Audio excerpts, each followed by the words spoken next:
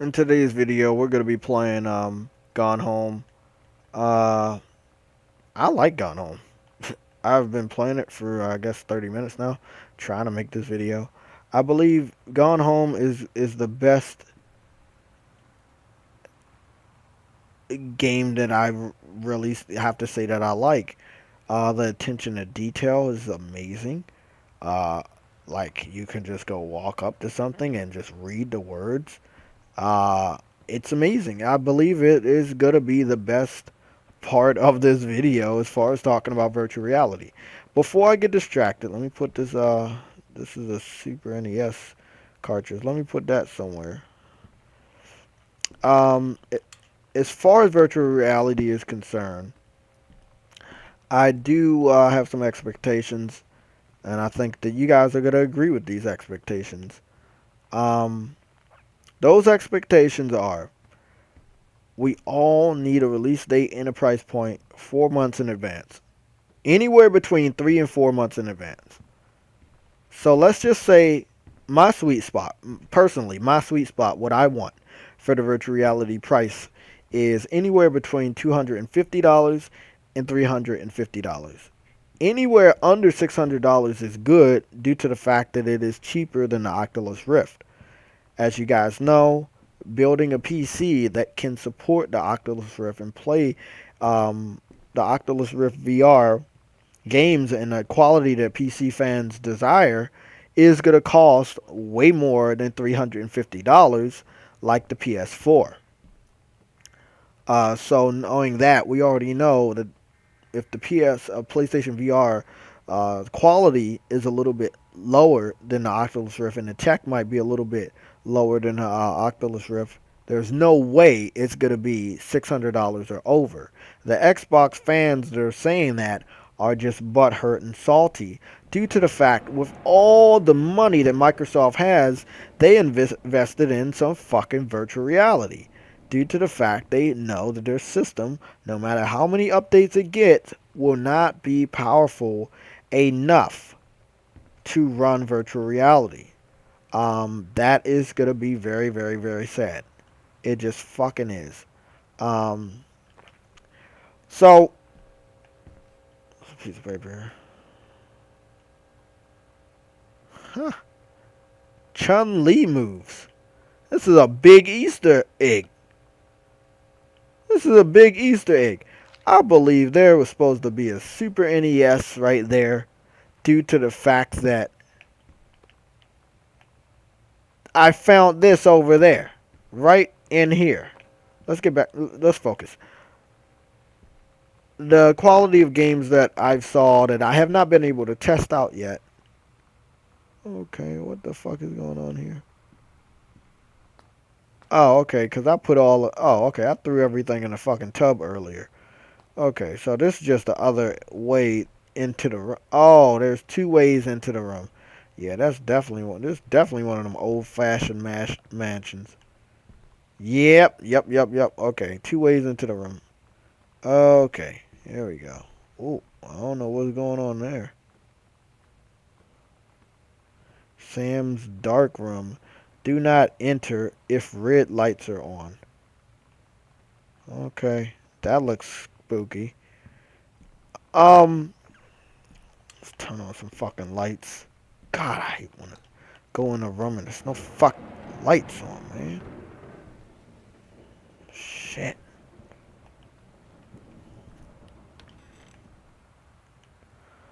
Damn it with these fucking lights. Okay, I wanted to show you guys. I wanted to show you guys. Is it Halloween or some shit? There's some stuff in this game, and I know I'm about to see a lot of Easter eggs. Real shit too. Like that's real. Like these books and magazines. And, it's an amazing game. $9.99 for Gone Home. I would love to experience this game in virtual reality. Even after I beat this game, just using a normal PS4 controller and sitting here on my bed and looking at the TV, I would gladly play this game again in virtual reality, just for that experience, for that immersion. Um, let's go to Netflix real quick. I just want to show off my list. Um, so virtual reality expectations. Let's wrap that up. $250, anywhere between $250 to $350. It needs to be in every electronic store in the United States. It needs to have testing stations wherever it's going to be sold so people know what they're getting into, and if their eyes and their heart and their brain can handle virtual reality. We need to know the price and date at least 3 to 4 months in advance so people can save for it. People are not going to buy a product after it gets revealed, like all the information gets revealed a month. So I'm looking at GDC for a lot more information, and that I hope there's another stage before E3, because if it's not GDC when we get the price and date, um, yeah, they're gonna need to do that on their own time, and they need to have a platform when they do it. So I'm hoping GDC is it. As far as when I hope that it's gonna come out this summer, this summer would be great. That's cool. They'll bring it out this summer. I know I'm planning on playing Persona 5 a lot this summer when it comes out. A lot. Like God, I'm gonna play the fuck out of Persona 5. But having virtual reality out this summer, yeah, you know, I wouldn't mind. I hope that it launches at least with upwards between 20 and 30 titles, and I believe it can launch with that amount within the span of a month. This day one and a month after it's out, it should have a total of 20 to 30 titles already for people to play. I hope it has some sort of demo when you buy the PlayStation VR, that it has a playable demo that won't cost extra money that you can play. I believe that's going to be the Playroom. Like when you brought the PlayStation camera, you had the Playroom there for free, and you can play it, get trophies and all. So I hope it's there. Also, trophies. That brings to a good thing about virtual reality. I do hope that the PlayStation VR games all have trophy support. I just really would love that. Okay, let's go over my list of animes that I watched, and that are on my list, on my backlog list, that I haven't watched.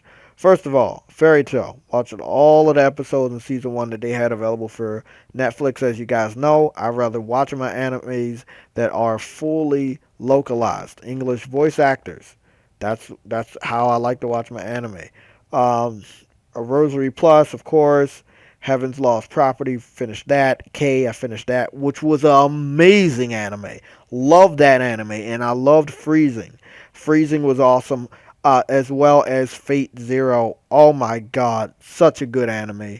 Another good anime, The Rise of the Yokai Clan, Nura. Love this fucking anime also. Vampire Knight, love this. I finished this a while ago, a long years ago. I finished this anime, but I loved it, and I was hoping for a season two. I don't know if there is one. There's so many animes that I finished, and they were just so awesome. Then I got other stuff that I haven't finished that I watched. Batman, the Django, Cosmos. I watched Son of God. I might have watched Son of God. The Tomorrow People. Oh my god, another great anime right here. The Seven Deadly Sins. I just finished that anime maybe 2 weeks ago. And I know you guys know how it feels when an anime is over and you're like, what the fuck? Like, it might not leave you with a lot of questions, but it's like, wow, I can't believe I finished it that fast, and I want more.